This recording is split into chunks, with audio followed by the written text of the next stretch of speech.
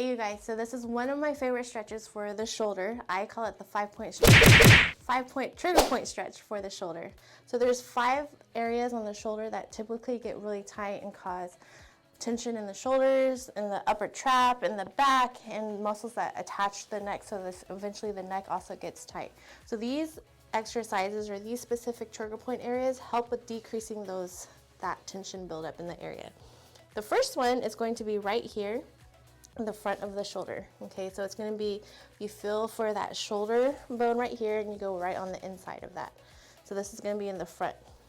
The second one is going to be at the top of your trap upper back area, which is going to be right here. Okay, the third one is going to be along that shoulder blade. So you're actually targeting the muscles right here along that shoulder blade. You're going to be going up and down. Fourth one is going to be underneath the shoulder blade, right here. And then the fifth one is going to be right along that, inside of that armpit area, right here. Okay, so we're going to come over here so we can show you on Dr. Joseph, so that you can actually see it on the person. All right, so the best ways to do these trigger point stretches is going to be up against the door frame and up against a wall or a door. Okay, so the first one is going to be, again, right in front of the chest area.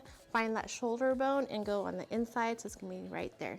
You're going to come against the door frame. Put that ball up against the door frame, and you're going to lean your body into that door frame. That in itself is already a good stretch. Bonus, you're gonna put up your arm at 90 degrees, move it straight up, and then back down. This actually also helps release some of that tension buildup along here. All right, for the second spot, it's going to be at the top of the shoulder, upper back area. So you're going to still be at the door frame, bend your hips at your hips, not your back. And you're going to be putting that ball there and pushing into the door frame. When you do this, you literally just hold it here for about 30 seconds. Another bonus move for this one, you can even move, while it's holding there, you can even move your neck a little bit from side to side, and that helps stretches out this area up here. Step number 3 and 4 can go together. So once you are done with step number 2, you're going to come up against the door frame, the door or the wall, and it's going to be along that shoulder blade 10 times up and down. And then that's the third spot. The fourth spot is going to be underneath the shoulder blade, side to side. You're going to do each part 10 times up and down, 10 times side to side. All right, you're going to come up against the wall. You might want to bend your knees at first so that you have a little bit more range of motion, and then lean back into the wall. You're literally rolling that ball along the shoulder blade, in between the shoulder blade and the spine, not on the bone, or else you're going to make the bones very sore. Once you get that up and down 10 times, then you're going to shift that ball underneath that shoulder blade and get underneath the shoulder blade, and you're going to go side to side. All right, so for the fifth and last spot is going to be right at underneath the armpit area. Right here, this is a very important spot, especially if you have impingement in the shoulder, because this really releases these muscles that actually help support the rest of the shoulder muscles. So you're gonna have the ball here, you're gonna turn towards me.